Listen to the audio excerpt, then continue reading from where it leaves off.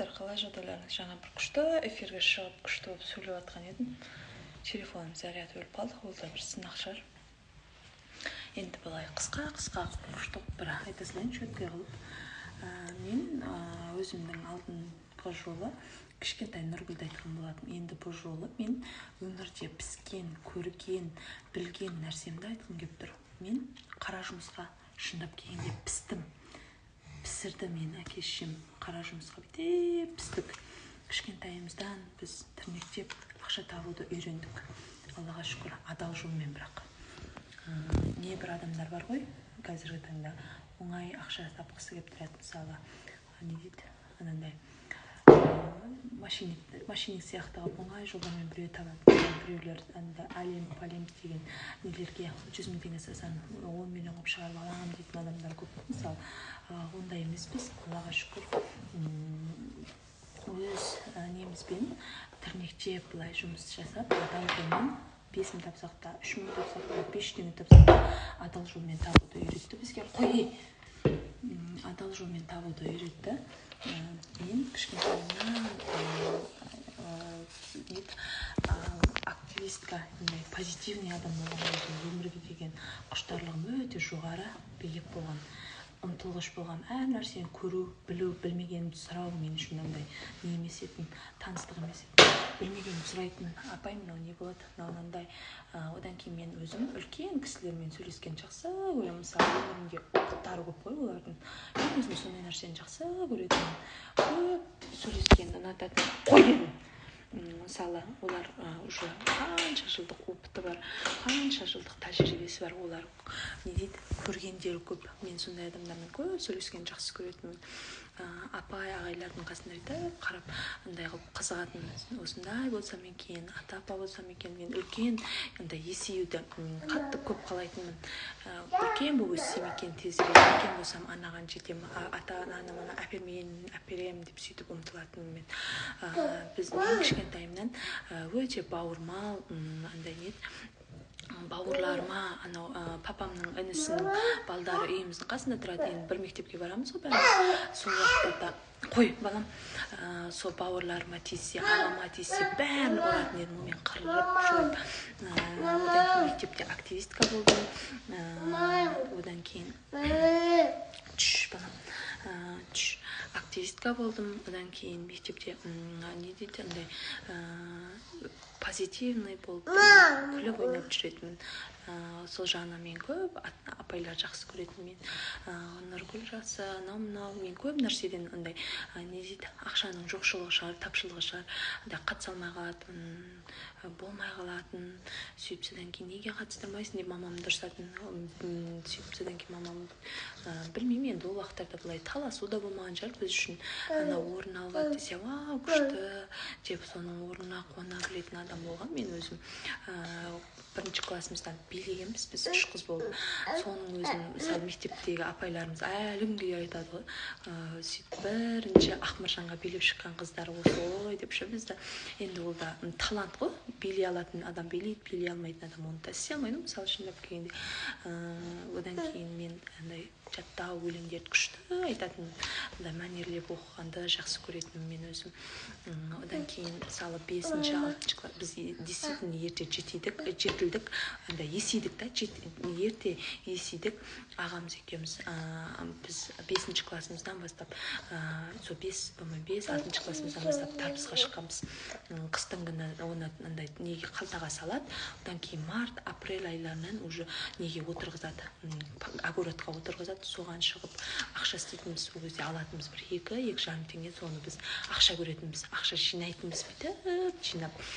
Одан дарбызға келгеннен кейін біз әке-шешеміз ойбай жатында деп жатқызып қоймайтын. Үйге келіп посуда жуатынбыз, тамақ істеп қойса, ішкен жегеніміз жуып жатқызатын. Бізге әке-шешеміз андай не дейді, отсаңдар да тыныш отырмаңдар, бір нәрсе істеп отырыңдар деп. Біздің мамамыз сондай кісі болған. Қыстың күні кружокпен носки тоқып беретін, жилетка тоқып беретін, қолы босай қалса машинасын алып өзі жақсы көретін да, өйткені оның өзінің сүйікті жақсы ісі. Машинасы отыра қалып бірдеңелерді құрастырып жататын, үйге андай не дейді, әртүрлі нәрселерді істейтін мамамыз, көп істейтін ондай нәрсені.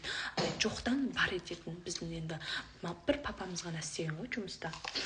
Қыстың, жаздың, көктем айларда уже сондайлармен енді мысалы қарызға батып қалады, қарызын төлеу керек болады деген нәрсе ғой. Ет жейсің мысалы, ол нәрсені беру керек деген сияқты.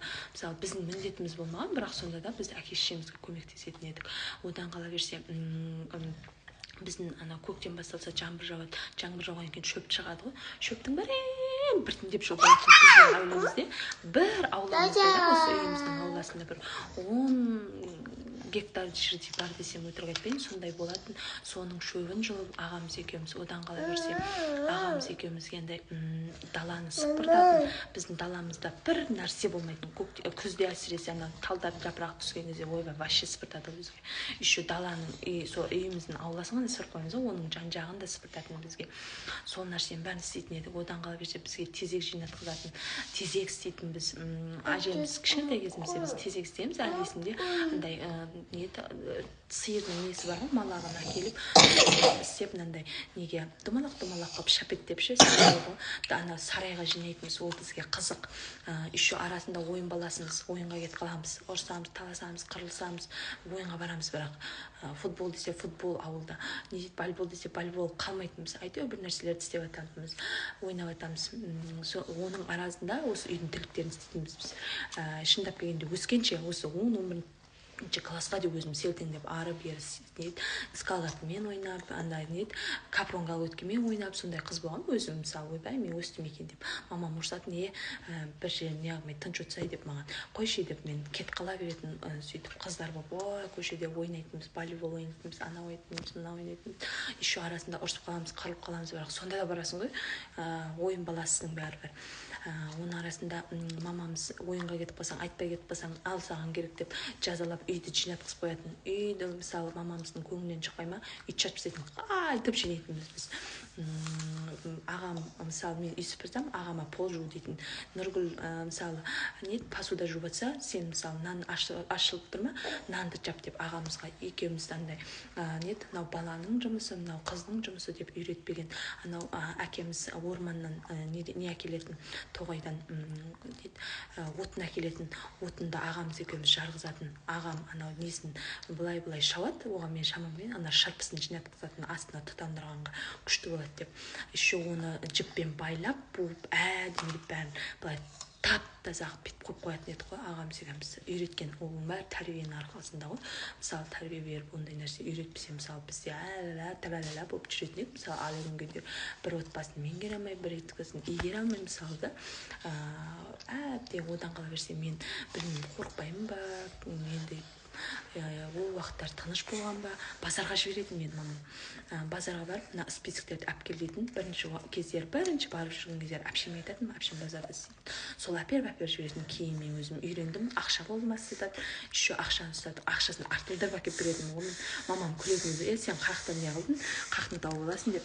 Мен ол кезде жазғанын ғана әкелемін. Мысалы мен өзім де қазір қатын андай келіншек бір үйдің несін, мысалы не әпті продукт әкелді, ақша жеткізбей қоямын ғой, мысалы мен ақша бер деп тағы сұрап тұрамын ғой. Сөйтіп не істедің дейді ғой. Мысалы сол уақыттарда мен түсінбейтін, не аласыз сонда деп мен андай алатын. Бәрібір келін болғаннан кейін үйіңе бір сәт алғың келіп тұрады екен да, жаңа дүние алғың келіп тұрады екен, жаңа дүниені көргің келіп тұрады екен. Сөйтіп мамамыз сөйтіп әкеле беретін жаңа нәрселер бізге. Нан сендерге алдым, нан папаңа алдым, нан каждыйымызға жеке-жеке әкеледі.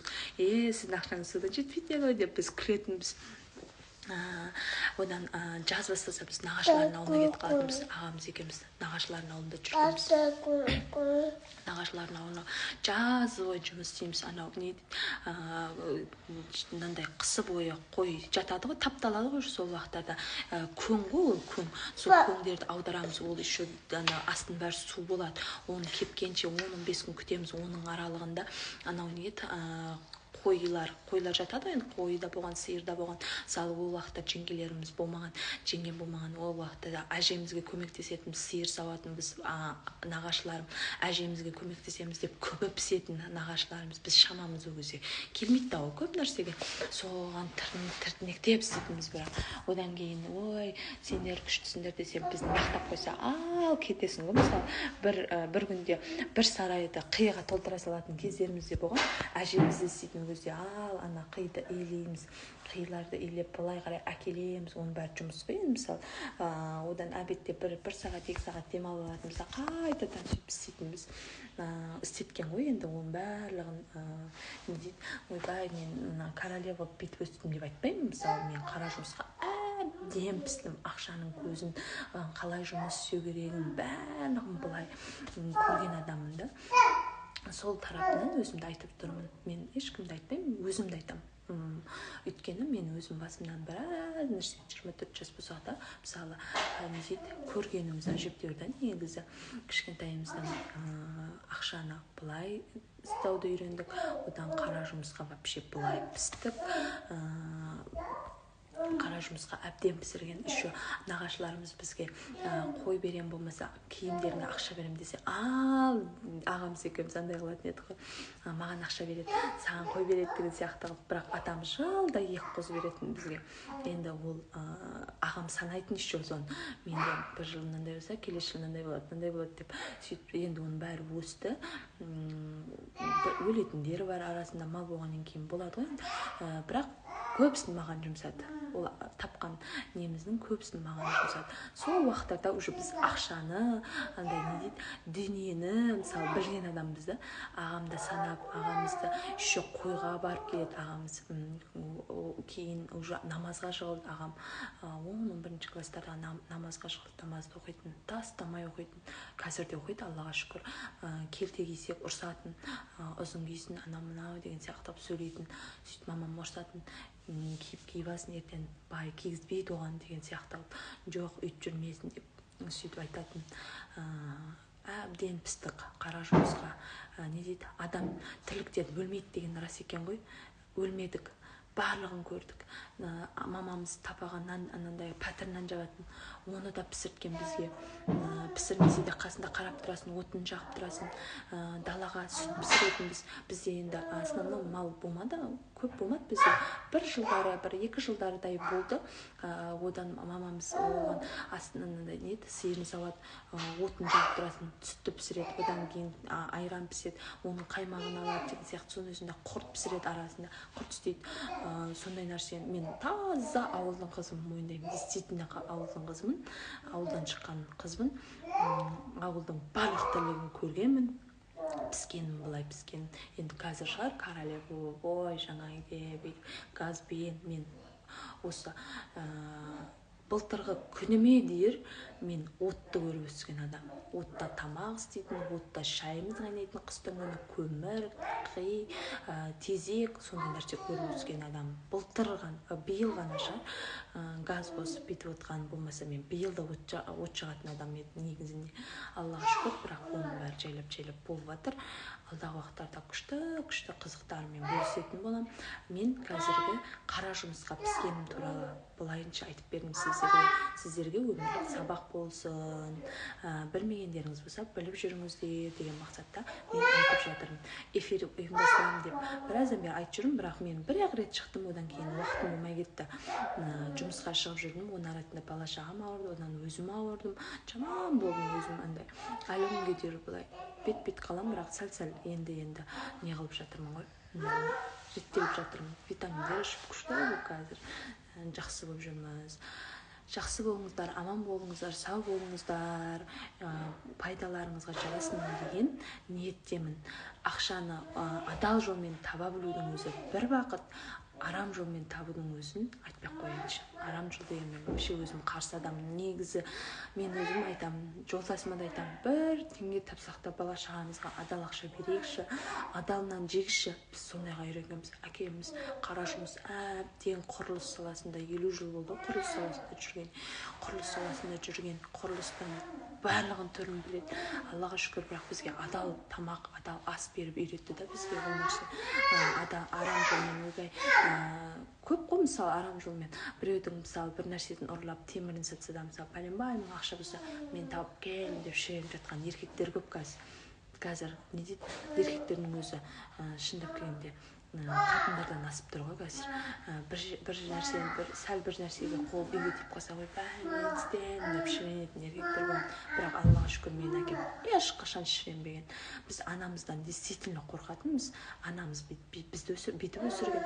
Ертең күні аттарынан бір нәрсе естісем, мен сендерді өлтіріп тастаймын дейтін біздің анамыз. Сондай қаттандай не кісі болғанда, өйткені намыс үшін мен өлетін адамда негізі действительно ағама ертең темекі шексең, арақ ішсең, біреудің қызын не қылсаң, мен сені былай қыламын, жаныңды шығарамын, өлтіріп қоямын десе, біз соған қорқатынбыз действительно. Әкеміз біздің момын болған. Біз шешемізден қорқып, шешемізге қарап тәрбие алғанбыз. Әр күні дастархан басында шай ішсек, бізде мынандай не дейді, өмірде қозғалып жатқан туралы тема болады. Мысалы, біреуді ұрып кетті, біреу соғып кетті, біреуді не дейді, пышақтап өлтіріп кетті деген нәрсе болады еді. Мысалы, ол кезде бізде подростковый рост деген уақыттар болды. Мысалы, подростковый нелерден өттік. Мысалы, балалық шақта, мысалы, не қарап өссең, соны көресің дейді. Мысалы, Аллаға шүкір, әке-шешеміз жақсы тәрбие берді. Аллаға шүкір, сондай мен де ұрпақтарыма солай өсіргім келеді, бергім келеді, тәрбиені сондай алғым келеді. Мен де әке-шешем сияқты. Менің енді бірақ жолдасым менің сәл мынандайлау, қаталдау енді. Не дейді, сұты бар кісі. Бүйтіп қалған кісі, серьезный кісі. Бірақ енді барынша солай тәрбиелеуге тырысамыз, Құда қаласа, әке-шешеміз ұқсап.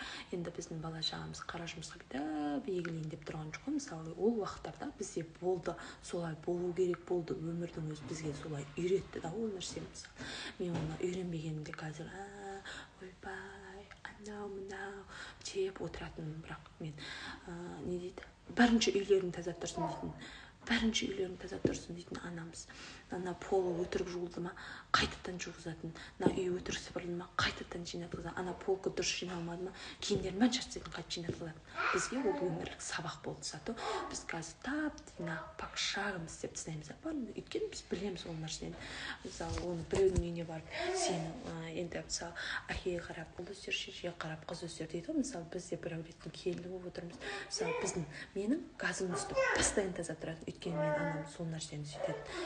Не дейді, қазанның ішіне посудадан жуғаннан кейін сүрткізіп қояды маған. Такой себе сондай кісі болған.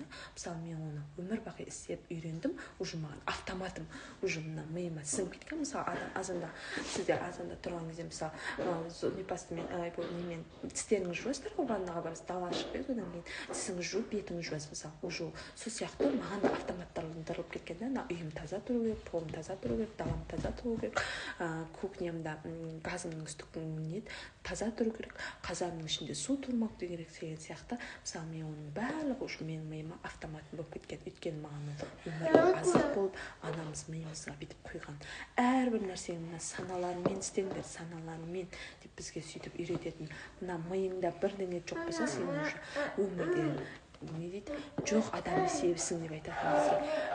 Зияның тимесе, пайдаң тимесе, зияның тимесін дейтін адамға, зияның тимесін деп көп айтатын. Аллаға шүкір, әке-шешеміз осындай дәрежеге жеткізді, өсірді, жетілді. Аллаға шүкір, артында ұрпақтары бар. Аллаға мыңдап шүкір, ата-анамыздың барына шүкір. Осылай өмір деген барлығы уақытша нәрсе екен ғой, өтеді де кетеді. Бірақ шыдап төзе білудің өзі бір бақыт екен да, былайынан ше. Сау болыңыздар.